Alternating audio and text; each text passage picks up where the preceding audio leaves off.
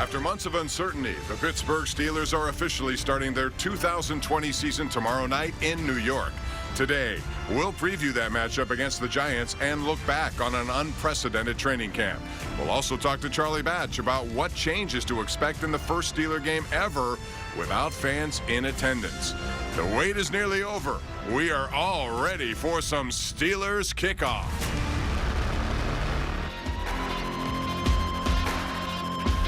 Welcome to Steelers Kickoff. Good morning, everyone, and welcome to week number 1 of a new NFL season as the Steelers are getting ready for what they hope is a bounce-back year in 2020. I'm Bob Pompeani. Rich Walsh will join me momentarily. But first, we're going to begin with former Steelers quarterback and our insider, broadcast partner, Charlie Batch over in Studio B. And Charlie, are you ready to go? It should be a fascinating season. I am ready, Bob. Football is back. I'm glad to be back in studio with you guys. Long time in coming, but we're here. Separated, but we're here. Meantime, the Steelers were hard at work at the practice field, prepping for the Giants all this week. And they got back to the South Side. They were surprisingly also busy on the roster front at the end of training camp. They brought back 2 former Steelers and safety Sean Davis and backup quarterback Josh Dobbs as free agents. Now that move had another move ready to be made. Duck Hodges goes to the practice squad. They also signed veteran free agent punter Dustin Colquitt to replace Jordan Berry, who was shaky over his career at the Steelers. All in all, Mike Tomlin very happy about the team's late moves. Besides the 53-man cutdown, we've had a number of significant adds and acquisitions in recent days. We're excited about those. We believe it adds depth and or competition to us in terms of rounding out our roster. Many of the guys we have some familiarity with and are excited about. It's exciting to have Josh Dobbs back in the fold. So we're excited about the acquisition of those guys.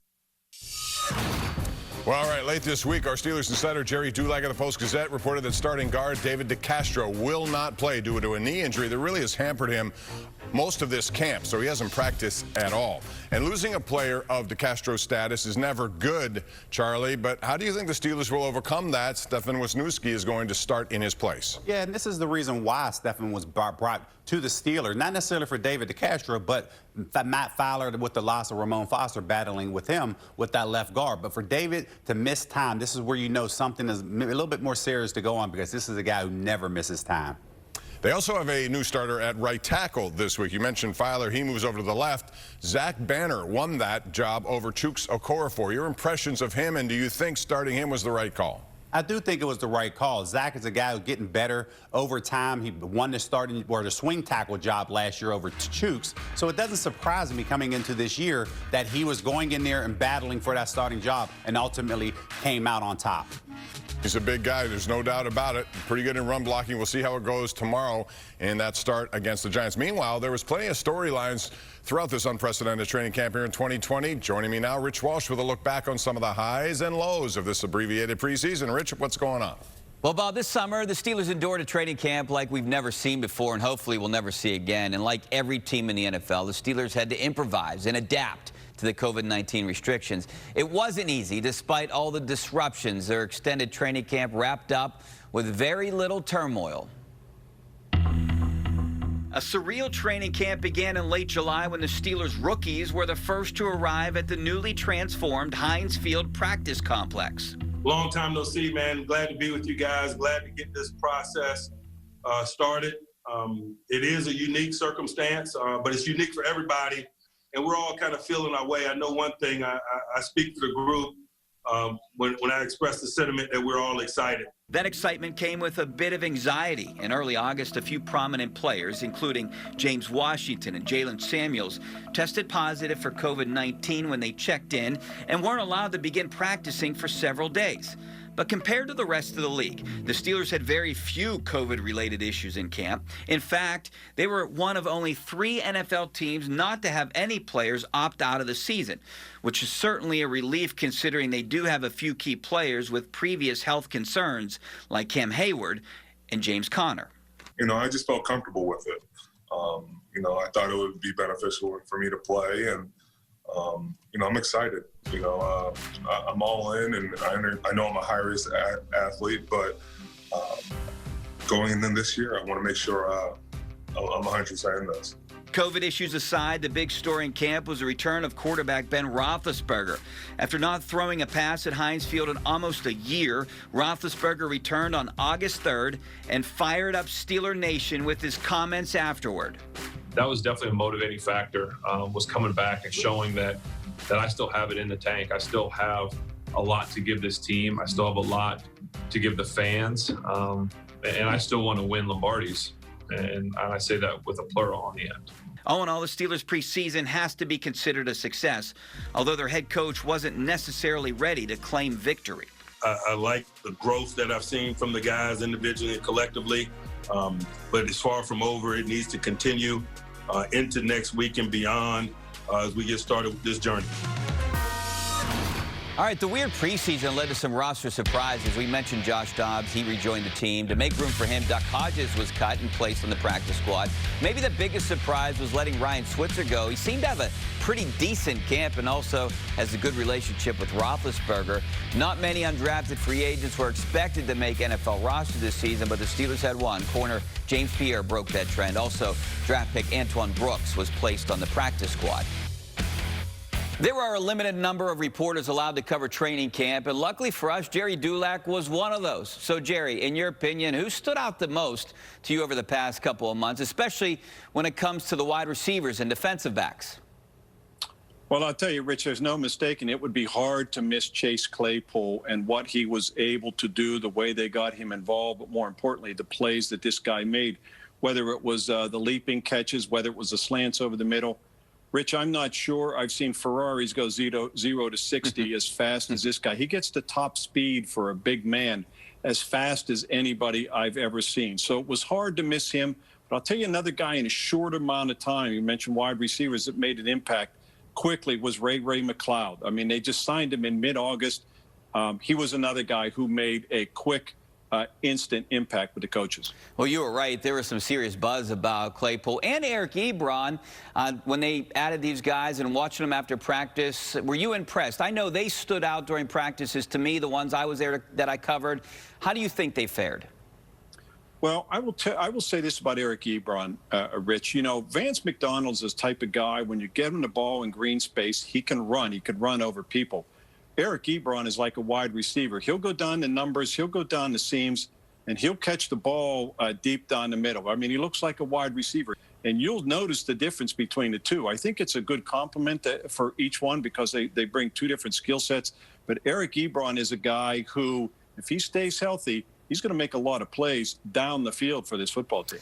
All right, Jerry, thanks a lot. We'll check back with you later for your thoughts on a potential fallout of the Cam Hayward signing. And coming up next, we're going to take a look at the young New York Giants squad. They host Week 1. The Steelers are going to New York. You're watching Steelers Kickoff here on KDKA TV.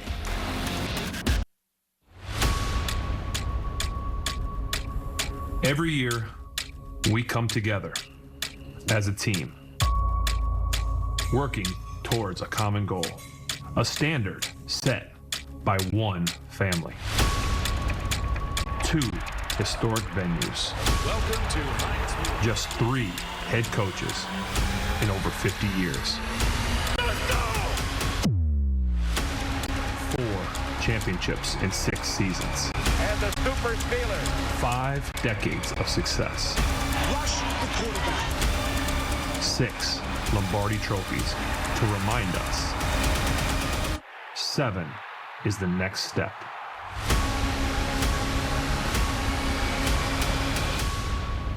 It all starts Monday night. Well, if that doesn't get you fired up, I don't know what will. Thanks to our correspondent, Ben Roethlisberger, right there. And welcome back to the KDKA studios. The Steelers face a young, rebuilding team in the New York Giants with a whole new coaching staff. For more on the first opponent, let's turn things back over to Rich. Rich? All right, thanks a lot, Bob. The Steelers started the season on the road last year. Hopefully, there's a better outcome this season. This time around, the Steelers are road favorites. The Giants are considered to be one of the worst teams in the NFL, but they do have a couple young stars that could cause some problems. When you look at the New York Giants roster, one player immediately comes to mind, running back Saquon Barkley.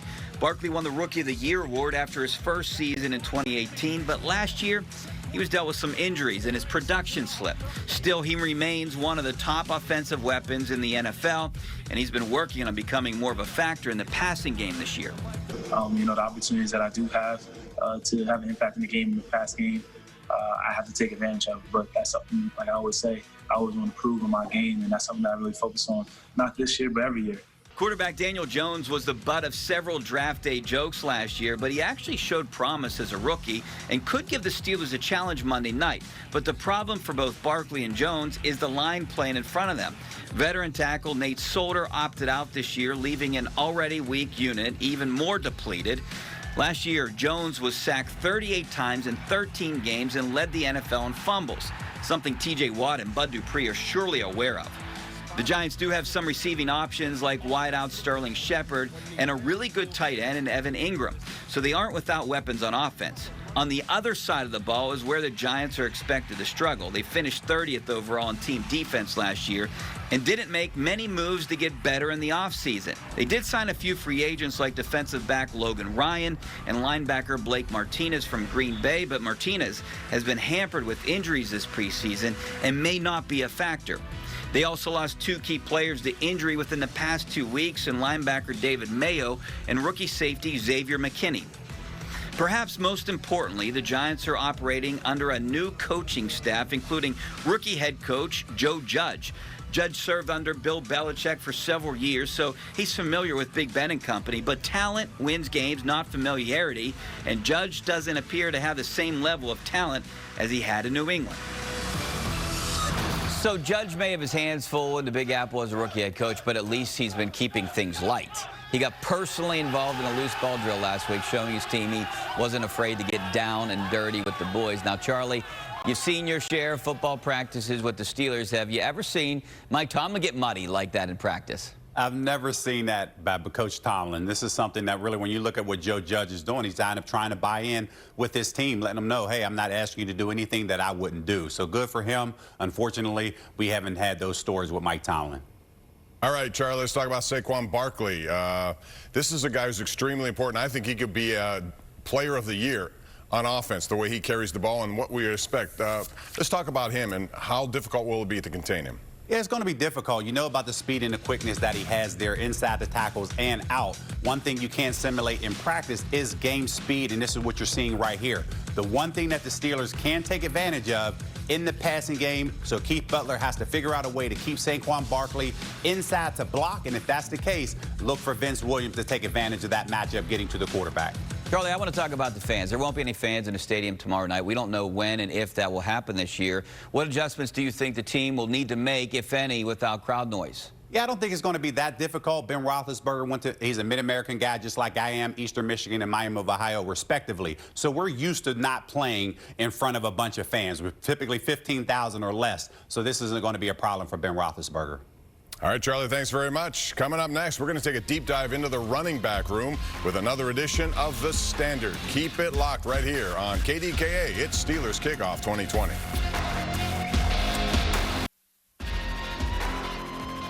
Welcome back to Steelers Kickoff. Yeah, as we continue here on KDKA, the Steelers' running back position has been led by James Conner since the departure of Le'Veon Bell. And after a down year in 2019, Conner is looking to get back to Pro Bowl form. Missy Matthews of Steelers.com has more on this edition of The Standard. Being physically in shape is just one part of preparing for an NFL season. The team, unit, and group meetings also play a huge role in mentally preparing the players to take the field. All right, man, shoot, let's get to work. First thing, all right, thought of the day, all right? Poor leaders heed advice from those that tell them what they want to hear. Strong leaders can keep it real with themselves, invite constructive criticism, and stay out of their emotions. Man, he's just been real consistent with us, been preaching the same message. You know, he's on us every day about, ball security and everything we need to do just to maximize our potential as football players. It's been a huge help. Y'all know we're not going to move forward with football until we get to talk about ball security. It's on our mind. And if it's on your mind, you're going to make it important. All right, here we go. Say, hey. All work. Guy up. Next guy, just go. Next guy, just go. Next guy, just go. Ooh. Yep, everybody through. Go. Let's go. There you go, much better. Good pocket, good pocket. Get that alignment right every time, man. Them details are what matters now. Pull with that underneath arm. Pull it now, pull it. Pull with the underneath arm. Pull it, pull it, pull it. There we go. Oh. Good. Get in the hole, get out. Keep the ball high and tight. Good. Hey, I like that leg pulling up, Benny. Ball should be in your right arm. All right. Good. Good. Good. All right, good. Blue, 18, say hit. Good. All right, we good? Man, I just feel like our standard is being raised. You know, I got to take charge of that, and I'm just trying to lead by example. It's been awesome to see, you know, the improvement that the guys are making, and it's only going to help us. You know, those guys contribute big, you know, on offense, also on special teams. So to see Benny, you know, dedicate himself to doing what he wants to do with his body, and Jalen just keep sharpening his skills in the pass game. Everybody's just, you know, playing off of each other, and we're all motivating each other and working hard. For more on Steeler running back situation, we turn things over to Rich, who's standing by with Jerry D once again. Gentlemen. Jerry, we just saw a story about James Conner and his progression through camp. Many people believe that players like Conner and Juju Smith-Schuster might be cap casualties because of the recent extension to Cam Hayward. Now, what do you think? Any chance of these guys sticking around for the long term? Well, the notion is being advanced, Rich, that those things could happen because the salary cap will be lower next year. Certainly expected to be, it'd be a floor of $175 million. Right now, it's $198.2 million. But I think some of that is exaggerated. Look, if James Conner doesn't have a good year, then the Steelers are going to be faced with the decision, look, do we want to pay this guy number one money, especially if he gets hurt, who's had a history of injuries and doesn't have a big year? But if Juju Smith has a year like he did in 2018, look, he's their number one receiver. They're going to sign Juju Smith. Just because Cam Hayward signed that contract doesn't mean that the Steelers are going to have a problem signing T.J. Watt and Juju Smith-Schuster. The guys who are going to lose out are the guys who are like in the middle of the roster. So with the salary cap likely to drop or at best stay flat next year, and the Steelers' normal operation of barely getting under the cap in a normal year, do you think they'll restructure some existing deals? And if so, who do you think it would be? Well, Rich, there's no question they'll have to do that.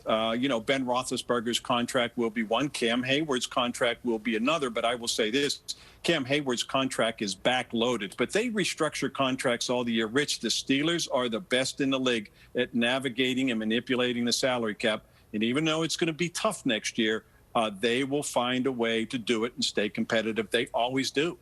You're definitely right about that. Great insight, Jerry. Thanks so much. All right, Rich. All right, let's bring in Charlie once again. And Charlie, let's talk about the importance of re-signing Cam Hayward. Coming off 3 of his best years, even though he's in his 30s, how big was this because of the leadership factor that he brings? Yeah, it was big for the Steelers. I mean, this is a 2-time All-Pro. He has 54 career sacks. But I think when you look at what he brings to the table, he's the true definition of you work hard, the team will reward you. So it was important for the Steelers organization to reward a player who's been there this long and has produced to the impact levels that he has. Now, Charlie, I want to ask you, do you agree with Jerry that regardless of the cap situation, the Steelers will figure it out, how to keep their top players? Honestly, I think it's going to be difficult. I agree with you, Rich. I mean, I don't see how they're able to hold everybody together. You didn't get Bud Dupree done this year. Now you expect him to walk out the door. You know TJ is going to get done. Minka's right behind him. I'm all for players getting paid. Unfortunately, it just can't happen in this salary cap era, especially when everybody's anticipating a flattening of the cap next year. Charlie, let me ask you this about Matt Filer. He moves over to Ramon Foster's spot, but he wants to be paid like a tackle. Maybe that's why they couldn't get a deal done. Is there going to be a problem for him moving forward if he has a good year over there? Because he's going to want bigger money than what guards normally get. Oh, he definitely is. This is a guy's 7th year. I mean, he wants paid. Everybody wants to do that. When he went out there and performed well last year against the Rams with Aaron Donald sitting across from him, that proved to the Steelers organization that he can step in and play. Now the business has to take care of itself. Hopefully both sides works it out. It's always a money situation, no doubt. Thanks, Charlie. We've got a big day of football on kickoff weekend, including, you're going to watch this, the Browns and the Ravens right off the shoot here. We got a preview of what's on tap today. The NFL Today CBS that follows right here is James Brown in New York City. JB? Hey, Bob, thank you so much. Up next on the NFL Today, the MVP, Lamar Jackson, looking to rebound after a disappointing playoff exit. Are his Ravens? Here are today's Pepsi Picks, brought to you by Pepsi, the official soft drink of the Pittsburgh Steelers. All right, we have a new slate now, starting a new season, so it's time for some predictions. Rich, you're first. I got 27-17 Steelers. I say 17 on defense. That's their number. They always like to keep opponents to 17 points. They'll do that tomorrow. 27 points. It could be more, but I think the offense will struggle a little bit. There's rust that Ben Roethlisberger has to shake off. So 27-17 is my prediction for Monday night. Charlie. I'm going with the Steelers, 27-20. You don't have preseason. It's going to take you a little while to figure out what system you're preparing for, but I do expect the Steelers to get out in the second half and to control the game, 27-20. All right, so we got Jerry's prediction before he went off on to the business trip that is New York, and this is what Jerry Dulac had to say. He says 23-14 Steelers win, and I will agree that it's going to be a Steelers win. The Giants are too much in flux. A new team, I would imagine that's tough, but also it could be a little mysterious for the Steelers. They don't know what they're preparing for because they've never seen Joe Judge as a head coach. Now it's time to talk about the season predictions. Rich, what does your crystal ball say? 10-6. I think that's the magic number, 10 wins. I think the Steelers might win a couple that they're not supposed to, but I think they're going to lose one or two that they should win. All right, Charlie, what do you say? One up in you, Rich. I'm going 11-5 Steelers. I don't think, you expect looking at the schedule that they'll get out to a very good start, but the Steelers' track record has slowed them stumbling at the start, but they do pick it up and finish strong at the end. I think Jerry Dulac agrees with you, Charlie. Same kind of record. I think this is a playoff team, no doubt. I'll say 12-4, and I say that because I think their experience, they have just about everyone back. If they stay away from injury and don't turn over the football, I think you're looking at a team that could win the AFC North. And that's going to do it for our program today. Stick around. The NFL Today on CBS is coming up. You're going to be interested to hear what Bill Cowher has to say. We'll join you tonight at CW 1035 and the #1 Cochran Sports Showdown after the late news on KDKA. For everyone here, I'm Bob Pompeani. Have a great game day, week 1 of the NFL season. Here are today's Pepsi Picks, brought to you by Pepsi, the official soft drink of the Pittsburgh Steelers. All right, we have a new slate now, starting a new season, so it's time for some predictions. Rich, you're first. I got 27-17 Steelers. I say 17 on defense. That's their number. They always like to keep opponents to 17 points. They'll do that tomorrow. 27 points. It could be more, but I think the offense will struggle a little bit. There's rust that Ben Roethlisberger has to shake off. So 27-17 is my prediction for Monday night. Charlie. I'm going with the Steelers, 27-20. You don't have preseason. It's going to take you a little while to figure out what system you're preparing for, but I do expect the Steelers to get out in the second half and to control the game, 27-20.